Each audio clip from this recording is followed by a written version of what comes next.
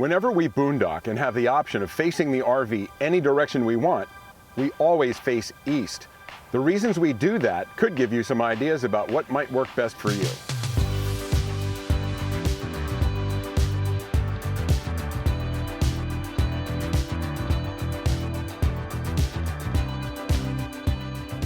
Well, we're facing east at the moment out here in a wide open boondocking area where we could literally face anywhere we want on the compass. And it's morning right now, and you can see I'm facing toward the sun.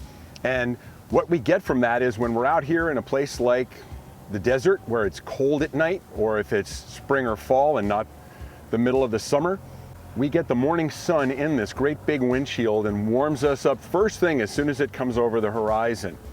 If we had the rig facing the other way and it got warm in the afternoon, that afternoon sun is going to be a problem coming in the windshield, but now it's going to land on the back of the RV, which is more heavily insulated because there's no glass back there, and also there's a separation from where the engine compartment and the closet in the rear are to the inside of the RV.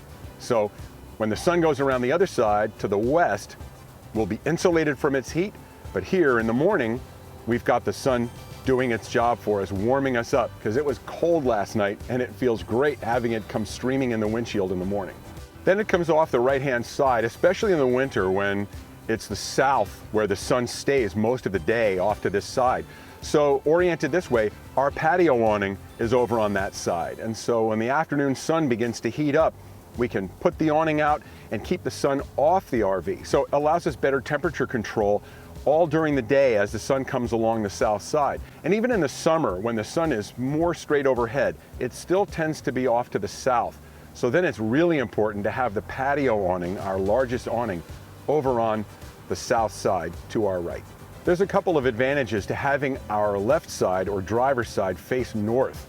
One is that side never gets any sun no matter what time of year it is. So we don't have to put window awnings out there at all. That means if there's a gorgeous view like there is here of the mountains and the river, we have an unobstructed view without our window awnings blocking that view for us. Also, it's important to protect our tires from the direct sunlight. So here we've put our tire covers on the right side of the RV facing the sun on the south side, and we haven't put them on the north side at all.